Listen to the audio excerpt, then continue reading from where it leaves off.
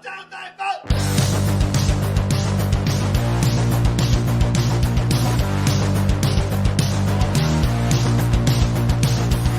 heard the rest. Now here's the best. Stay Tuned Sports Podcast. And hello there, all you Stay Tuners. Welcome back to another episode of Stay Tuned Sports. It's your good friend Jimbo here. Back after a interesting opening to the Stay Tuned Sports Truck Series this past Friday. Hope everybody's weekend was as good as mine was. Relaxing, not too much to brag about, but gotta relax every so often, But speaking of, some iRacing stuff, I'm actually gonna do a hot minute take on this whole Ty Gibs, fight and things like that. Get my take on it as far as, is it good for NASCAR? Is it bad? Should something happen to him, or sit down? But I'll get into that. But head over to staytunedsports.net. All our social media accounts are on the right hand side there. You're gonna want to follow them because I may do a giveaway this coming Friday's basically kickoff to the regular season. And on the top there is also our merch tab, t-shirts or hats or anything. And I'm probably going to try to do a Stay Tuned Sports truck shirt with the number 18 for this upcoming season. And you can also head over to www.buymeacoffee.com/stsports. Just another avenue to show your support. Anything, like I always tell you guys, anything you guys put in there, I just put right back into the show as far as giveaways, things like that to kind of give back to you guys, to show you my appreciation. And you know what? Speaking of giveaways, even though I just said I might do it, I'm going to call an audible here. We're going to do one. So here's the rules as far as the giveaway to this Friday's Truck Series race. You have to comment over on Podbean, the Stay Tuned Sports website, Podbean. I'll have the link in the show notes here. Or you could just go to podbean.com, search up the show there, and comment underneath the show what place I was in on the 100th lap of the race. Now there's going to be 120 laps, so the 100th lap, what place I was in, whether I was out or up in first, which I highly doubt. Never know. And I will contact you through Podbean, your profile or whatnot, and I will give away a $20 Amazon gift card.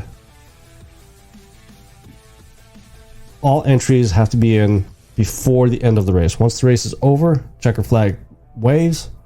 I'm jumping over on the Podbean, see if anybody got it right, and choosing the winner that way. If there's multiple people that put in the right entry, I'll put the names in the hat and pick the winner out of the hat. So there's how we're going to do the giveaway. So also, one last thing, and this is like the most important thing too. The original Stay Tuned Sports iRacing driver, Scott Crump, his son is going through some stuff, some health issues. We have a GoFundMe account going for his family that him and his family started. If you guys can head over there, if you can make donations, that'd be great. Even just a share or a tweet of the link itself would go far. I'll have that link also, excuse me, in the show notes as well. So Scott's a great guy. We actually just did a charity race Tuesday night. We did the Super V's, which was pretty fun. Kind of funny going back and watching it. they're so small. We were at the Auto Club Speedway. We went 6 wide. Like, that's how small they were. We're just having a good time with it. And it was for a good cause. Don't forget also, we have the STS chat line still available. 612 STS chat. Give me your comments about Ty Gibs, about XFL coming out next year, USFL coming out, I believe, this weekend. Anything you want to comment, go right ahead and give us a call. So this Friday, we'll officially kick off the regular season of the Stay Tuned Sports podcast truck series over on 3YTV on YouTube. Duels were this past weekend, and as far as I went, I was making my broadcast debut as a racer. It was fun. It was a lot of fun. My game plan was kind of going how I was hoping would go. It was 2 duels, so each duel was 35 laps. I believe it was like 12 laps to go or so, and I got spun out. I got my spin out cherry bursted by Adam Dama. Went back and watched it. I mean, could have been my fault, could have been his fault. It was just, I think, one of those unfortunate incidences. When I came down to kind of get behind this other car or other truck, I hit a bump and made me slide up. So I don't know if he thought I was going up, so that's why he was trying to sneak in, but spun me out. Thought I was gonna be in last place, and last lap or two, there was a couple wrecks, and I was able to finish in 10th. I started at 9th, so to finish pretty much where I started, I'm happy with it.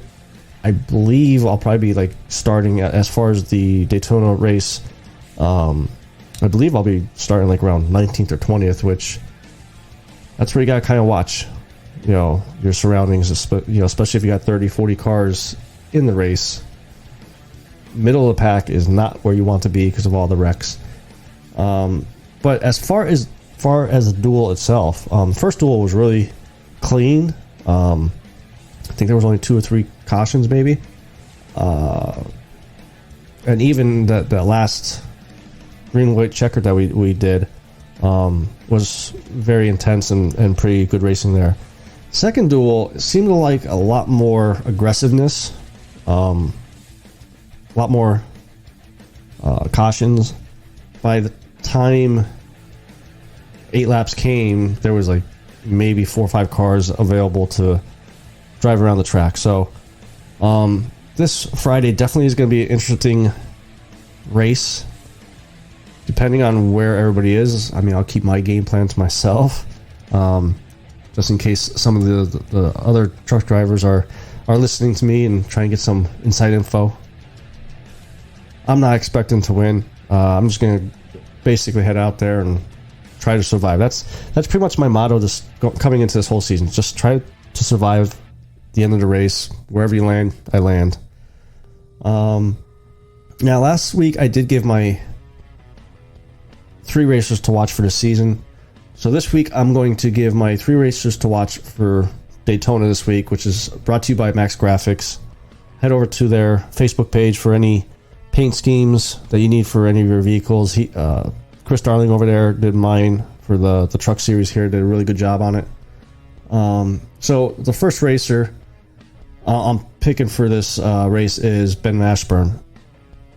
Watching the duel this past week, showed a lot of speed, and he's always been very good at the plate tracks here, and probably could have won it. Backed out a few times, but like I said, he showed he has speed throughout the whole thing.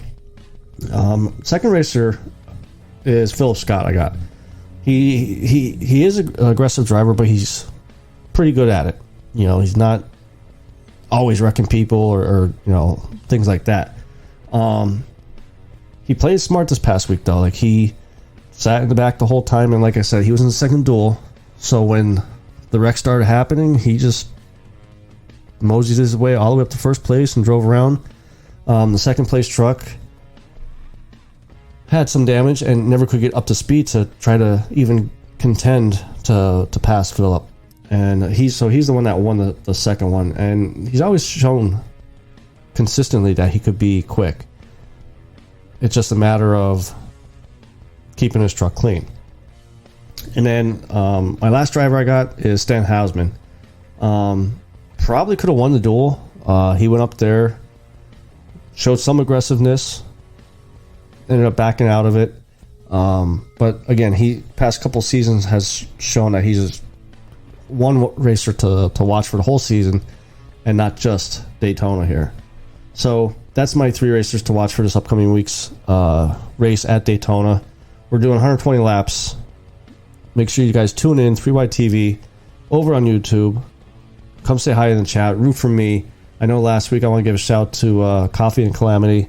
My wife was in there. Alicia was in there. And some of the other people that was the first time me seeing them rooting for me, whether it was being sarcastic or not. Hey, I'll take it. So don't forget about our giveaway. What position I am in on the 100th lap, and make sure you comment underneath this episode's link on the Podbean app. This past weekend was UFC 273, and going into it, I figured it was going to be a good fight card, and I'll tell you what, it was even better. It's probably the best card so far this season. Mackenzie Dern and Tisha Torres kicked it off and put a hell of a show on. They pretty much set the bar. Gilbert Burns versus Hamzat Chimanov. Probably fight of the year, if not fight of the past 3-4 years. I'm going to talk a little bit about that one. Aljamain Sterling versus Peter Yan. A little bit of controversy there. And Alexander Volkanovski versus Chen Sung Jung, the Korean Zombie.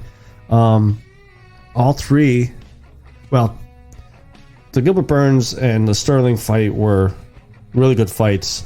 Volkanovski fight, he just put a clinic on the Korean Zombie, which is surprising because Korean Zombie is very tough and sometimes too tough for his own good, which we saw this past week. The ref had to call the fight just because of all the damage that the Korean Zombie was getting. And if you've seen going into that last round, right before it got called, Volkanovski even looked over and said, "Are you ready to go? Are you okay?" So he knew he had the Korean Zombie's number. He knew he was going to take more punishment. But the question that gets asked now is, what is next for Volkanovski? He's already talking about moving up a weight class because he feels that he went through the whole class. I don't think he has yet. I think there's still maybe 1 or 2 more fights.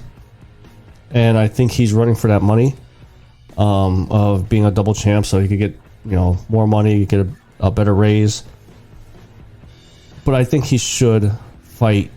I think his the one fighter that actually just came out today and said said that he's not going anywhere. That he still has to fight Muhammad as well as some of these younger guys that are coming up. Which is funny because 5-6 years ago, you think about it, Dana White was talking about ending all these smaller weight classes, and here we are, 5, 6, 7 fighters deep of competitiveness, where it used to be the champ and then everybody else. Like the talent has closed. So I don't think Volkanovski is going to move up yet. I don't think he should move up yet. I think he should really do a John Jones and clean out the weight class. Then maybe move up. Now, Aljamain Sterling and Peter Yan. Sterling won the fight, split decision, so he was able to unify both belts. And I don't agree with the call. I had Peter Yan winning. It was a close fight, I will give it that. But a lot of people on Twitter, on Facebook, all the socials said Peter Yan won this fight. Even if you saw Dana White's reaction of wrapping the belt around Sterling, even he came out and said he doesn't know what the judges were thinking. He had a 3-2 Peter Yan. So what do you do with this fight now? What do you do with these two fighters? Do you do a rematch? I don't think they should do a rematch. It wasn't like ungodly, bad call. Like I said, it was a close fight. It's just that, in my opinion, Peter Yan won. Now, I think Peter Yan should fight, the number 2 guy here, whoever that is. I think he should fight TJ Dillashaw. I don't think Dillashaw should get a shot at the title right off the bat. I mean, he lost the belt.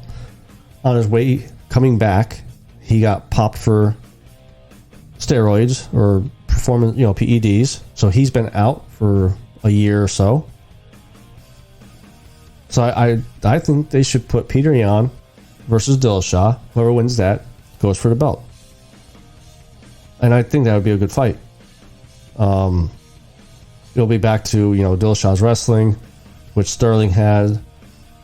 But I think that's the fight that they should make. They should not give Dillashaw a shot at the championship. And then Gilbert Burns versus Khamzat Chimaev. I'll tell you what, man. I had Khamzat winning going into it, and I really thought he was going to knock Burns out. But both guys showed they got chins and a half. Both guys got dropped by very powerful punches. Khamzat just put Gilbert Burns right on his ass with one of his punches. And the same thing with Burns, made him roll around the octagon until he was able to regain his composure. And this one, like I said, another close decision. I had it, Khamzat winning it. Again, a lot of people think Gilbert Burns won it. But it was good that he was in a war with somebody, because he's been just running through all these guys, knocking them out left and right. I don't think he should fight Usman next, even though Dana White said whoever won this match would fight Usman. I think Usman would run through him right now. I think what Khamzat needs to do is kind of go back to the drawing board. He knows he has the power, so he knows he has that as his strength. He needs to learn to calm his ass down. You can't get into street fights with these upper tier guys, and Usman will just pick you apart. The fight that I would like to see, and there's been a lot of talk about it, is him and Colby Covington. We've seen Khamzat be able to take punches from Gilbert Burns. Gilbert Burns is more powerful than Colby, I think. But Colby has the lungs. He could go 15 rounds, 10 minutes each round. I think Khamzat needs to pick somebody that's going to show that he could hang all 5 rounds. Because this was only a 3-round fight. Can he fight the championship rounds? And that needs to be a main event, so that way it is 5 rounds. And I think he could beat Covington. I think he's going to have to gut it out, but I think he could beat him.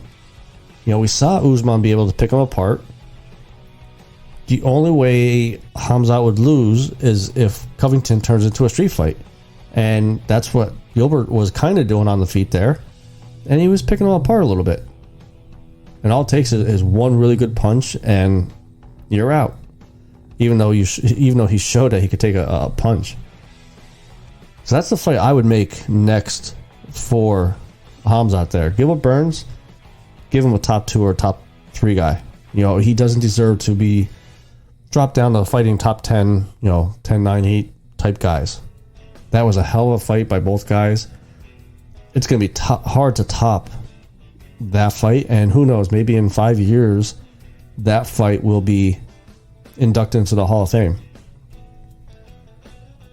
But before we go to our next segment, this pay-per-view, especially with the outcomes with Sterling and Peter Yan, just shows you that MMA needs to have live scoring. You know, bare knuckle was Friday night, and there was one fight that was a close fight going into the last round, and they were able to show the live scores, and sure enough, the guy that was losing pulled off the win because he knew he had to be the aggressor. That's why MMA needs to have live score. Make these guys push the limits. If you know you're behind or you know you're tied, go for it. Don't just sit back and win by points. It'd be beneficial to both the fighters and UFC to be able to see what the live score is and know how far behind you are. So we started off the show talking about the NSRA League, the Stay Tuned Sports Podcast Truck Series. And I figure, why not end the show with a hot minute take on some NASCAR controversy. Past weekend, I believe it was Saturday, after the Xfinity Series race was over, there was a little bit of a kerfuffle, as Judge Judy would say, between Ty Gibbs and Sam Mayer. Ty Gibbs didn't like how Sam Mayer kind of moved him out of the way. Ty Gibbs was going for the win. Ended up coming in 8th place because he was put into the wall. And took offense to it. Fighters got together. Racers got together. Ty Gibbs kept his helmet on. And Mayer had his helmet off. And they're arguing, and Ty Gibbs threw a good 3, 4, 5 punches, connecting on all of them. And I'll tell you what, that's what NASCAR needs. If they want to get new fans to start watching, more of the races. But here's my problem with some of the fans saying Ty Gibbs is a bitch for keeping his helmet on and this, that, and the other thing. And with that being said, we're going to make this my hot minute take, comparing Ty Gibbs to a baseball game this past week where the catcher turned into a bitch. So everybody's always complaining that Ty Gibbs keeps his helmet on, and if you're going to get in a fight, take the helmet off and do it the right way, this, that, blah, blah. Well, during the Mets game, I believe, Mets and Padres, maybe it was, McCutcheon got plunked by the other team's pitcher, took exception to it, started yelling out at there. And as he's walking down the first baseline, catcher has his mask off, gets about 3/4 of the way down, McCutcheon starts chirping at the catcher, and the catcher pulls his mask back down. Now, we got people yelling at Ty Gibbs for being a bitch, for doing that, for keeping his helmet on. But yet you have a catcher here who pulled the mask down. You know you're going to get a fight. You already got your mask off. Why not just try to end the argument here and not have both benches clear? And as far as Ty Gibbs keeping his helmet on, if I was one of the racers, I'd pick him up and slam him down on the ground if I can't punch him. So that was my little hot minute take there. And yeah, what Ty Gibbs is doing might not be sports etiquette or however you want to say it, but I'm telling you, it's good for racing. For people out there that think, the sponsors don't like that, trust me, sponsors are okay with it. If they're getting TV time, they don't care how they're doing it, as long as you're not being racist or, doing anything illegal, they're okay with it. So I think that's going to be it for this week. Make sure you guys tune in Friday night over on YouTube, 3Wide TV, the Stay Tuned Sports Podcast Truck Series.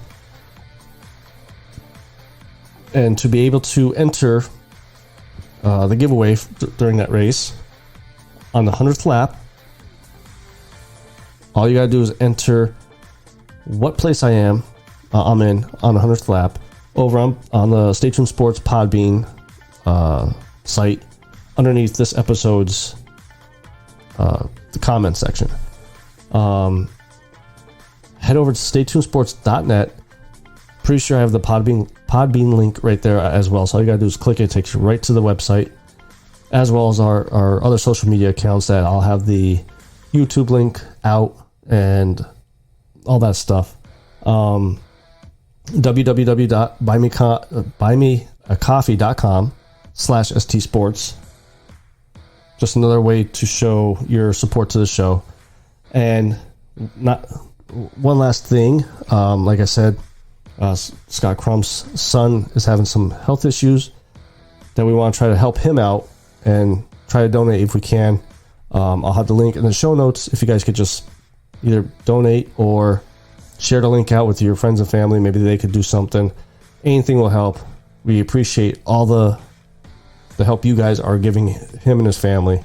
So, till next week, this is your good friend Jimbo, signing out.